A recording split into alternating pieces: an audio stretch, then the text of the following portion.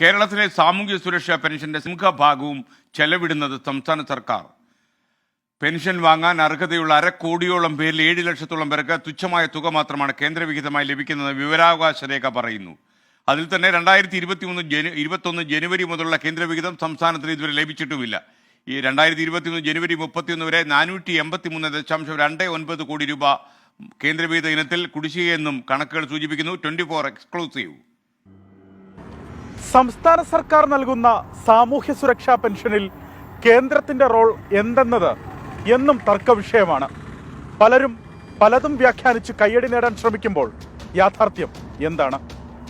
സംസ്ഥാനത്തെ ആകെ സാമൂഹ്യ സുരക്ഷാ പെൻഷൻ ഗുണഭോക്താക്കളുടെ എണ്ണം 51,90,445.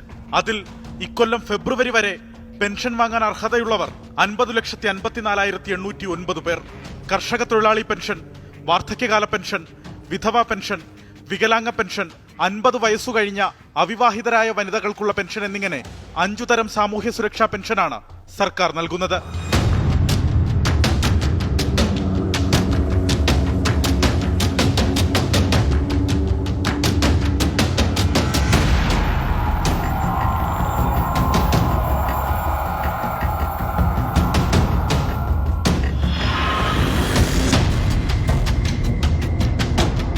പ്രതിമാസം 1600 രൂപയാണ് പെൻഷൻ തുക. അതിൽ കേന്ദ്ര സംസ്ഥാന വിഹിതം എത്രയെന്ന് പരിശോധിക്കാം. ആകെയുള്ള 1/2 കോടി പെൻഷൻകാരിൽ 6,88,329 പേർക്ക് മാത്രമാണ് കേന്ദ്ര വിഹിതം ലഭിക്കുന്നത്. അതും തുച്ഛമായ തുക. ഇന്ദിരാഗാന്ധി ദേശീയ വാർദ്ധക്യകാല പെൻഷൻ, വിധവാ പെൻഷൻ, വികലാംഗ പെൻഷൻ എന്നിവയ്ക്ക് മാത്രമാണ് NSAPയുടെ ഭാഗമായുള്ള കേന്ദ്ര സർക്കാർ വിഹിതം ലഭിക്കുന്നത്. കർഷക തൊഴിലാളി പെൻഷൻ, 50 വയസ്സു കഴിഞ്ഞ അവിവാഹിതരായ വനിതകൾക്കുള്ള പെൻഷൻ എന്നിവ പൂർണ്ണമായും സംസ്ഥാന സർക്കാർ ഫണ്ട് ഉപയോഗിച്ചാണ് വിതരണം ചെയ്യുന്നത്. 4/3 ഭാഗവും സംസ്ഥാന സർക്കാരാണ് ഈ സാമൂഹ്യ സുരക്ഷാ പെൻഷനുകൾക്കുള്ള പെൻഷനിലെ വിഹിതമായിട്ട് നൽകുന്നത്.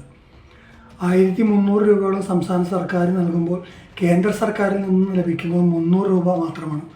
മാത്രമല്ല, കേന്ദ്ര സർക്കാർ കഴിഞ്ഞ 24 മാസത്തെ ഈ വിഹിതം നൽകാനുള്ള തുക കുടിശ്ശിയായിരിക്കുകയാണ്. വാർദ്ധക്യകാല പെൻഷനിൽ 80 വയസ്സിൽ താഴെയുള്ളവർക്ക് സംസ്ഥാന വിഹിതം 1400, കേന്ദ്ര വിഹിതം 200 രൂപ. 80 വയസ്സും അതിനു മുകളിലും പ്രായമുള്ളവർക്ക് യഥാക്രമം 1100, 500 എന്നിങ്ങനെയാണ് സംസ്ഥാന കേന്ദ്ര വിഹിതം. വികലാംഗ പെൻഷൻ 80 വയസ്സിൽ താഴെയുള്ളവർക്ക് വിഹിതം 1300, 300. 80 വയസ്സും അതിനു മുകളിലും പ്രായമുള്ളവർക്ക് 1100, 500. വിധവാ പെൻഷനിലാകട്ടെ 40നും 80 വയസ്സിനുമിടയിൽ പ്രായമുള്ളവർക്ക് 1300 രൂപ സംസ്ഥാനവും 300 രൂപ കേന്ദ്രവും വഹിക്കും. 80 വയസ്സും അതിനു മുകളിലും പ്രായമുള്ള വിധവകൾക്ക് യഥാക്രമം 1100, 500 എന്നിങ്ങനെയാണ് സംസ്ഥാന കേന്ദ്ര വിഹിതം. 2020 ഡിസംബർ വരെയുള്ള കേന്ദ്ര വിഹിതമേ സംസ്ഥാനത്തിന് ലഭിച്ചിട്ടുള്ളൂ. ബാക്കി കുടിശ്ശിക. 2023 ജനുവരി 31 വരെ 483.29 കോടി രൂപയാണ് പെൻഷൻ കുടിശ്ശിക ഇനത്തിൽ കേന്ദ്രം കേരളത്തിന് നൽകാനുള്ളതെന്ന് ധനകാര്യ വകുപ്പ് വ്യക്തമാക്കുന്നു. അലക്സ് റാം മുഹമ്മദ്, 24, തിരുവനന്തപുരം.